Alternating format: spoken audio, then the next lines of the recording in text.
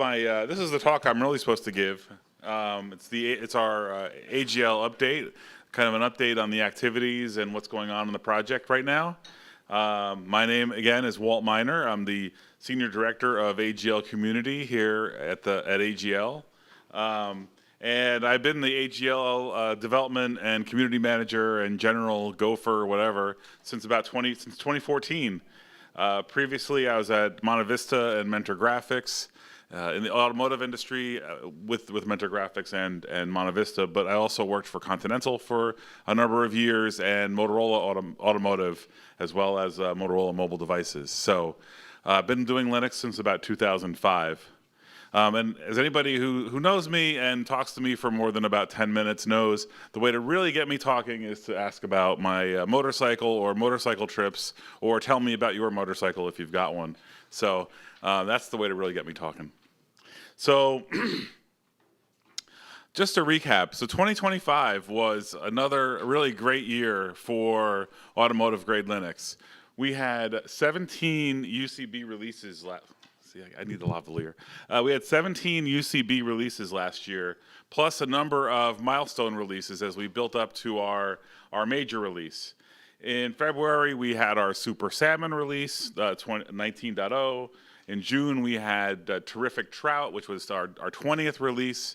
We celebrated 10 years of AGL at the AGL UCB at that point last year in the summertime. And then in December, as you know, we announced our SODEV SDV reference platform, led by Panasonic, Honda, and the SDV expert group. We, of course, every year we participate in Embedded World. We showed our Gateway demo and our RISC-V demo. We participate every year in Google Summer of Code, and sure. Because I tend to move around.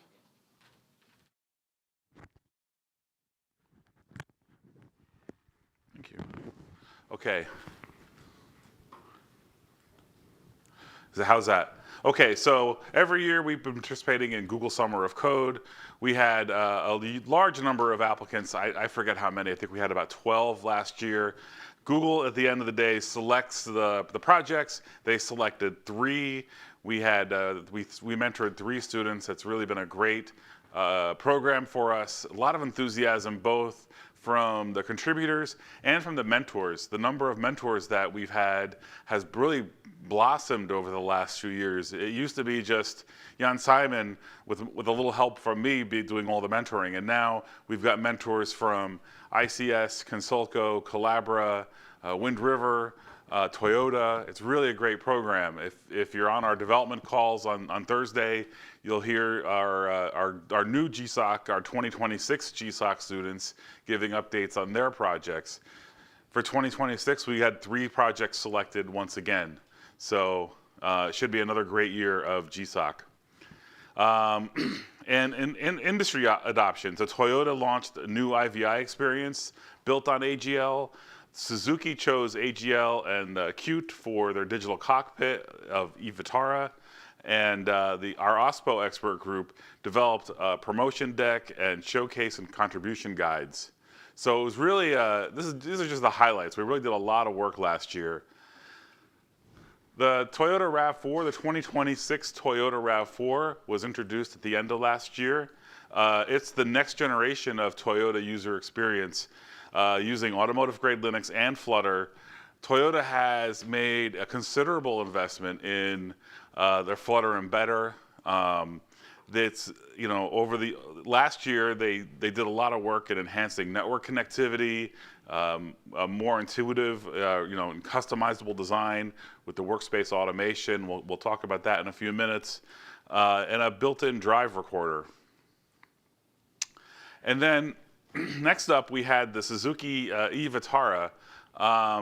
So Suzuki's new EVs now feature AGL and Qt.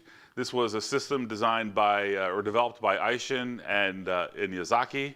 If you've been to some of our other trade shows, Aishin has shown their full up system. They had that at ALS last year in December, as well as Embedded World. It's a really exciting development and yet another product being put on the road using automotive grade Linux.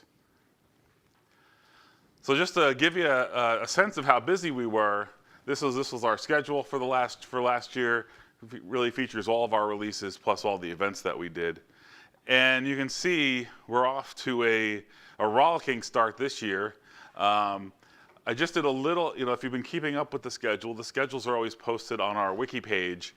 If you've been keeping up with the schedule, I know who doesn't love a schedule and a schedule update.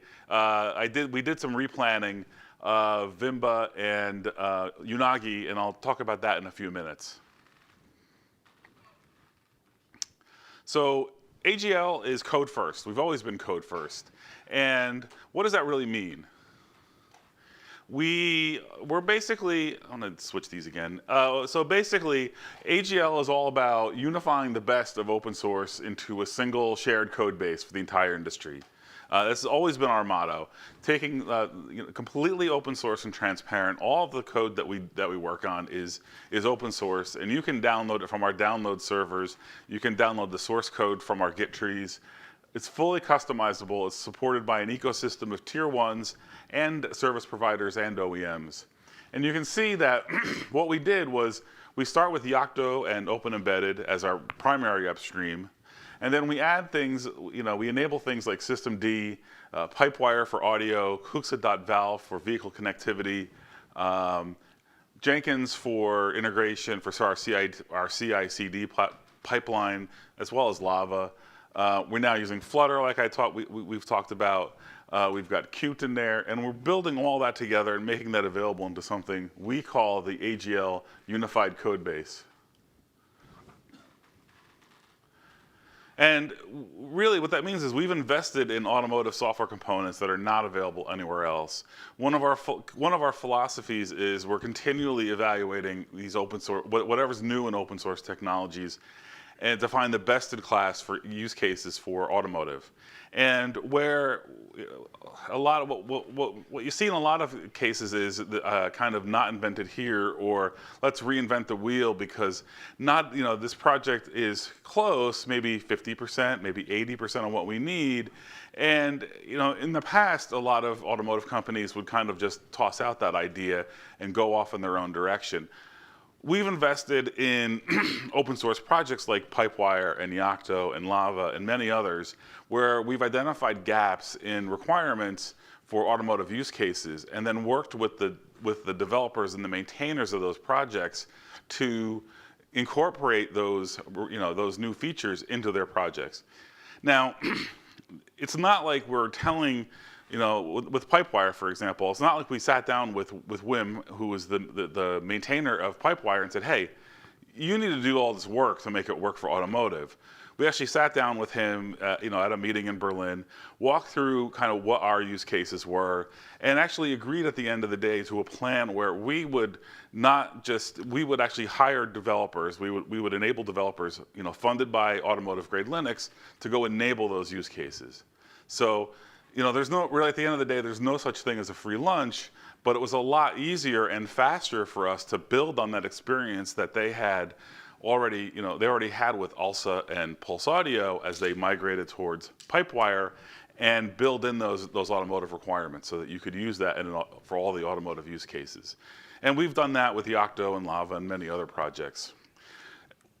Again, code first, upstream first. We're willing to collaborate with anyone who brings code. I think we've shown that time and again. So we have device profiles such as IVI, instrument cluster. We have our gateway device that we've shown in numerous places where we're aggregating multiple CAN buses on a device and then sending that CAN data, vehicle data, to either the cloud or the instrument cluster or the IVI system all at the same time. I've shown versions of those slides at a bunch of different presentations. I'm not going to get into the architecture of that right now. So I think it's important to understand the relationship between AGL and Yocto and Open Embedded, kind of to understand how we're doing our development. Yocto and Open Embedded serve as our primary upstream.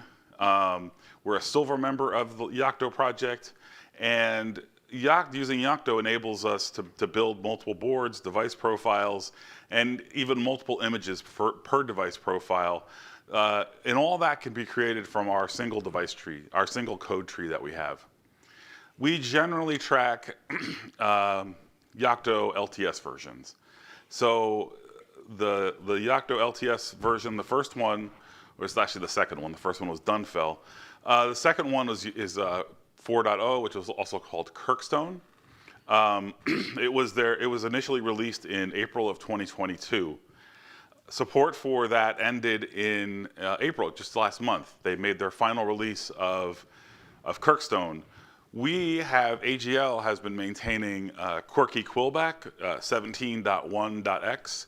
Following those releases, those patch updates from the Yocto project, we generally get our updates out in about 2 to 3 weeks after they do their release. So their final release was 4.0.35 that they made, and we should be releasing Quillback. Oh, that's wrong. It's not 17.8. It's 17.1.17. I'll fix the slides. The slides are all uploaded on Sketch already if you want to take a look at them. So 17.1.17 should be coming out later this week. Quillback basically goes end of life at that point. Why I have 8s there, I have no idea. So the next long-term release after that, so Yocto's third long-term release was Scarthgap, or 5.0. They released that in 2024. They're currently planning support until April of 2028.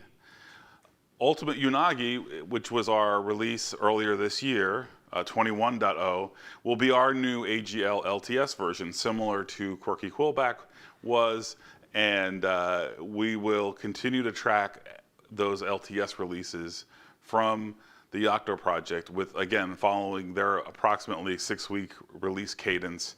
We'll be following a similar release cadence about 2 to 3 weeks after they make their release. Scott, since we're skipping a number of Yocto versions, we're only updating about every 2 years, there's a lot of work that goes into keeping track of and getting those Yocto versions upgraded. As anybody who's tried to tackle this, it's really a difficult problem to do a Yocto upgrade between 2 versions that are several years apart. Scott gave an excellent presentation during ELC Europe about how we made that transition to Scarthgap. I think that was actually a year or 2 ago. But there's a link to it there.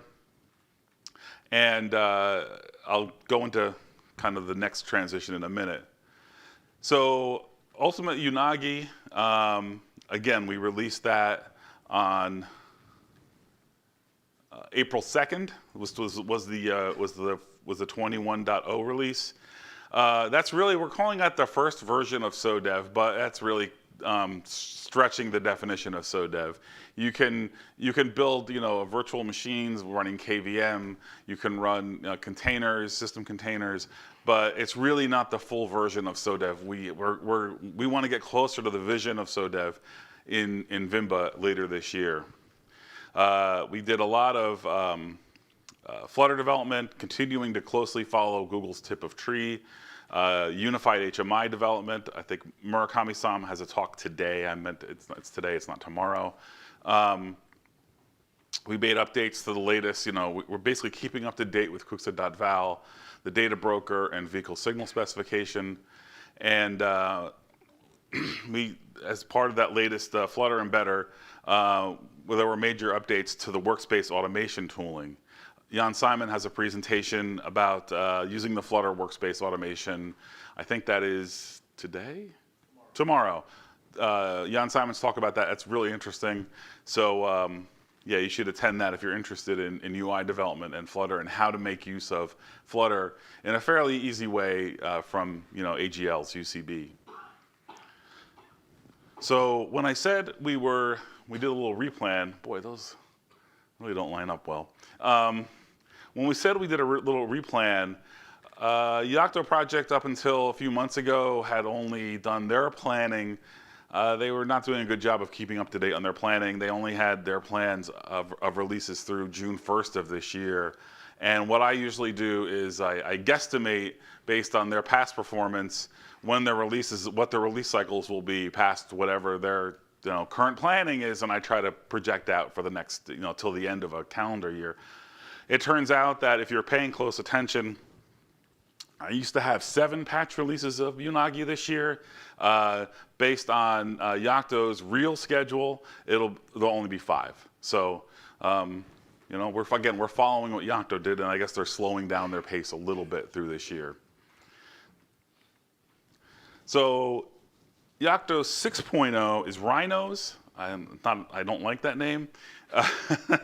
It should be released this week according to their status report. It's ready to be released. Scott has another presentation that he made about getting AGL ready for Rhinos. Again, it's been kind of a long-term in the background effort of keeping our next branch up to date and getting ready for that. So Vibrant Vimba will be our first AGL release to use Rhinos. And like I said, just getting us moved over to Rhinos, getting the BSPs that we need, the updated BSPs and the updated graphics packages, it's a lot of work. And in addition to that, we're going to have, the improvements to the SODEV platform. Or have a Toyota. I just had a discussion with Joel last week. Toyota's planning a really rich set of Flutter updates for their V2.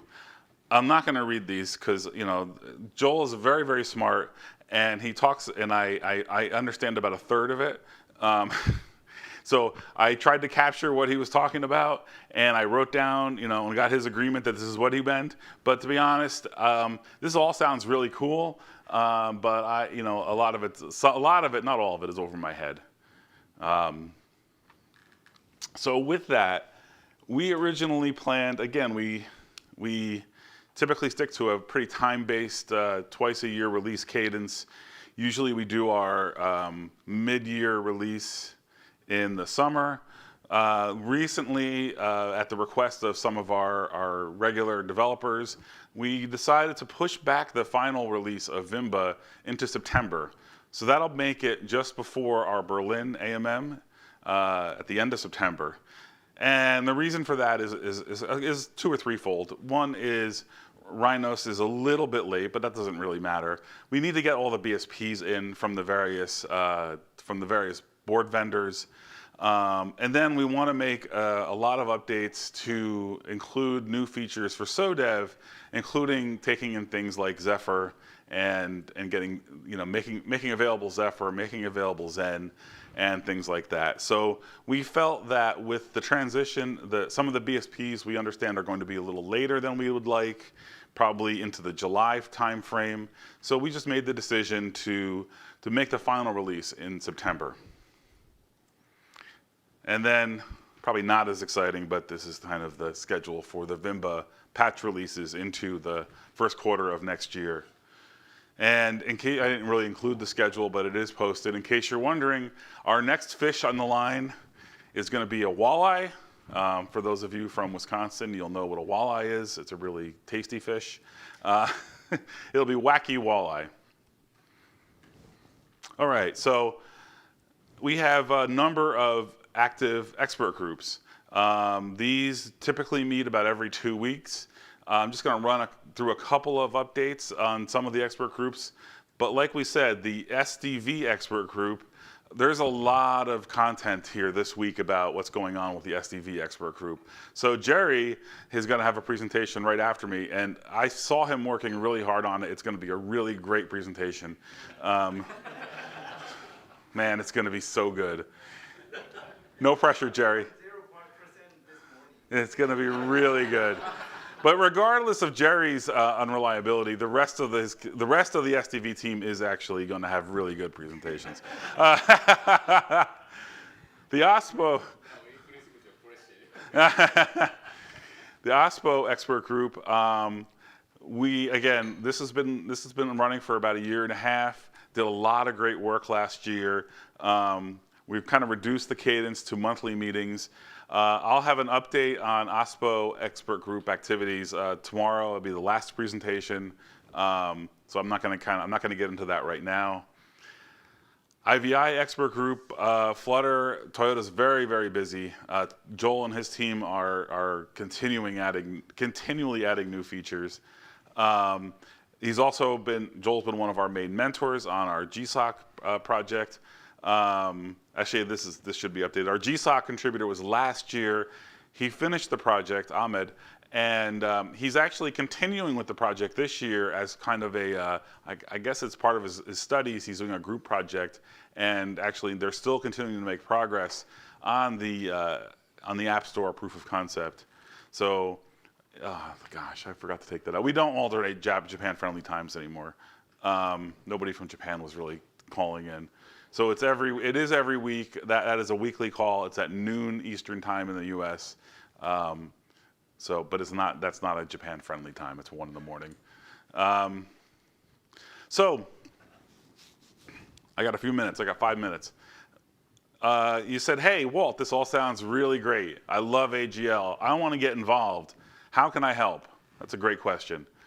First off, on Friday, for all member meetings and for ALS, we have a workshop on the third day. Friday we'll have our workshop. It's going to be here. You can sign up. You don't really need to sign up. You can just show up if you want. The sign up is on our wiki page. We got a good list of topics that we're going to talk about, including planning for SODEF for the rest of the year. We're going to be talking about what the future is for Garrett and possibly increasing our usage of GitHub or GitLab. We're going to be talking about CRA and things like that. So it's going to be if you follow that link, there's a preliminary schedule, and we'll update the schedule probably Friday morning as we get everybody together.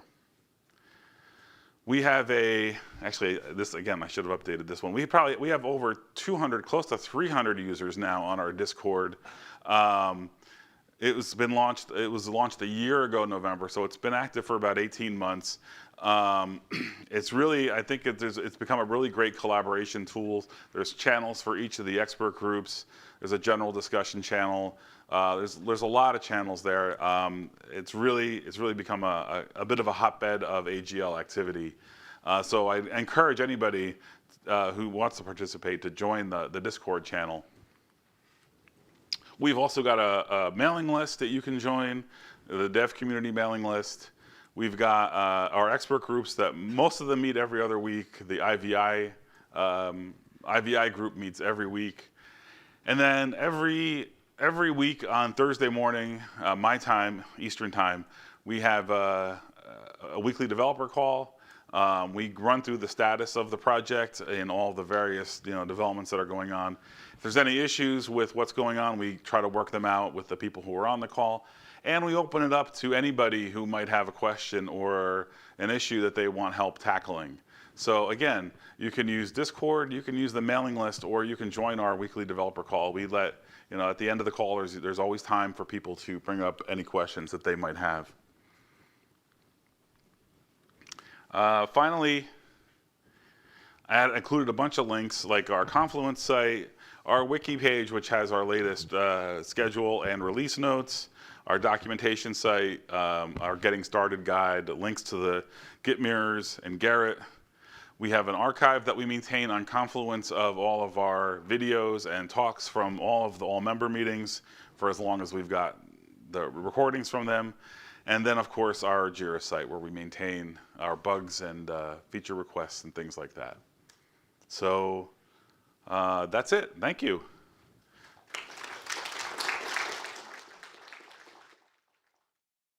Time for probably one question if there's a question. Otherwise, Jerry is going to wow us.